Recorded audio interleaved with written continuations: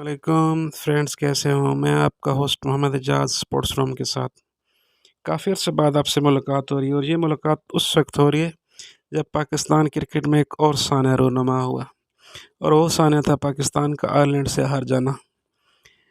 اگر سچ پوچھیں تو نہ میں نے میچ دیکھا ہے، نہ ہائی لائٹس دیکھی ہے، جسٹ گوگل سے انفارمیشن ملی ہے کہ پاکستان ہار گیا۔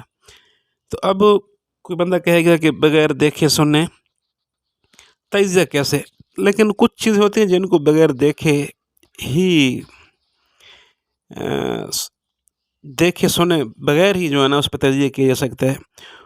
تو پاکستان کرکٹ کے حالات کچھ ایسے ہی ہیں۔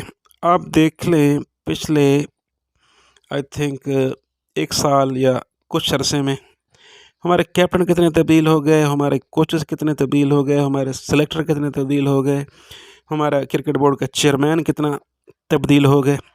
اتنی جلدی میں تو کسی محلے کی ٹیم کے عہدیدار بھی چینج نہیں ہوتے۔ پھر ہم کہتے ہیں جی آئرلینڈ سے ہار گئے، بالکل ہار گئے۔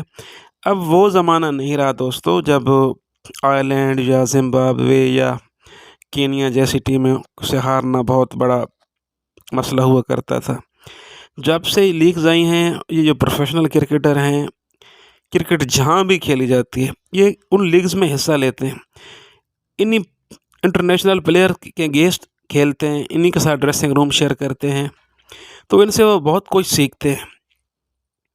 تو اس وجہ سے نا اب آئرلینڈ سے ہار جانا، اس کو بات کا بتنگڑ بنا لینا، بات کا بتنگڑ بنا لینے سے تو مسئلے حل نہیں ہوتے۔ مسئلے تو حل تب ہوتے ہیں کہ جب آپ کے پاس باقاعدہ کوئی سسٹم ہو۔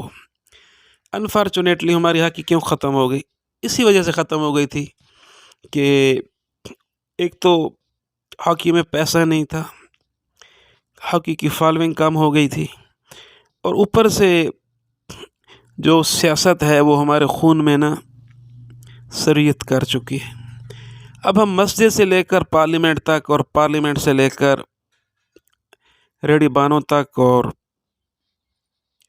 کیا کہوں رشکے والوں تک ہم سیاست کرتے ہیں، تو ہماری کرکٹ بھی سیاست کا شکار ہے۔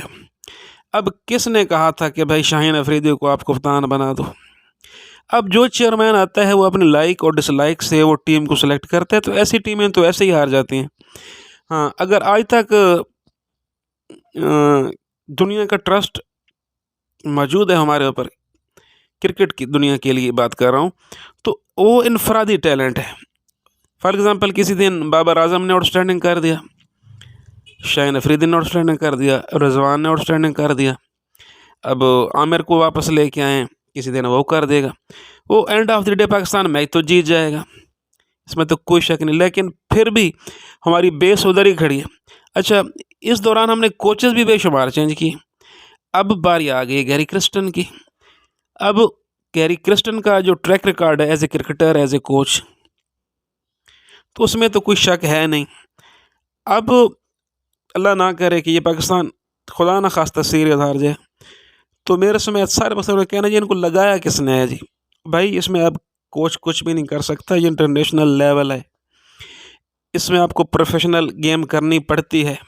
اب چونکہ اتنی چینجنگ ہو جاتی ہیں آئے دن، اتنی زیادہ چینجنگ ہو جاتی ہیں، تو اس میں اب مینجمنٹ کیا کرے؟ اور دوسرا ہم نے بہت آئی تھنک ایسے لوگوں کو، پھر وہی بات ہے کہ سیاست ہم لے آئے ہیں،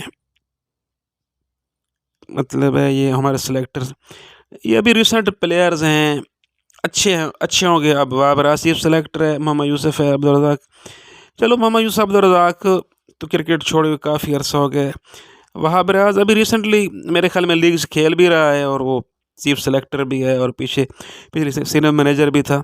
اب مسئلہ وہاب ریاض کی ذات کا نہیں ہے، لیکن آپ کو اتنے بڑے نام ہمارے پاس موجود ہیں کہ ہم ان کو وہاب ریاض مستقبل میں موقع مل سکتا ہے۔ وہ اچھے کھلاڑی تھے، ہارڈ ورکنگ کرکٹر تھے، ایسی بات نہیں ہے، لیکن پھر بھی میں کہتا ہوں کہ یہ بار بار جو تبدیلیاں ہوں گی نا، تو پھر رزلٹ ایسے ہی ہوں گے، تو پھر ہمیں رونا دھونا نہیں ہے۔ اب ورلڈ کپ کتنا دور ہے؟ میرے خیال میں بہت ہی کم ٹائم رہ گئے، لیکن ابھی ہم تجربات سے گزر رہے ہیں، تو ایسے میں ٹیم کو بلیم کرنا صرف جائز نہیں ہوگا، ہمارا پورا سسٹم بھی اس کا ذمہ دار ہے، ہمارا گورنمنٹ آف پاکستان اس کی ذمہ دار ہے۔ کرکٹ بورڈ کا چیئرمین وزیر اعظم سلیکٹ کرتا ہے، تو اب ہمارے پاس کیا کرکٹر ہیں ہی نہیں جو کرکٹ بورڈ کو رن کر سکے۔ اب بار بار کبھی نجم سیٹھی آ گیا، اب نجم سیٹھی تو بھائی جرنلسٹ ہے، چلو آپ نے کوئی ولاگ کروانا ہے تو وہ تو کروا لیں۔ محسن نقوی ہے بھائی، اب محسن نقوی کو کرکٹ کی کتنی سمجھ ہے؟ میرے نالج کے مطابق تو کچھ بھی نہیں ہے۔ اب کیا ہمارے پاس کوئی اتنا کرکٹر ہے بھی نہیں جو ہمارا کرکٹ بورڈ رن کر سکے، جو ہمیں کبھی کسی بیوروکریٹ کو لگانا پڑتا ہے، کبھی کسی کو لگانا پڑتا ہے، کبھی کسی کو لگانا پڑتا ہے۔ تو جب تک یہ معاملات اور یہ سسٹم پراپر نہیں ہوگا تب تک ہم اس قسم کے سانے برداشت کرنا پڑیں گے، اور ایسے سانوں کے بعد اکثر ہوتا کیا ہے کہ بہت بڑے لاسز ہو جاتے ہیں۔ تو میں امید کرتا ہوں کہ یہ سانہ پاکستان کرکٹ کے لیے ایک مثبت پیش رفت ثابت ہو۔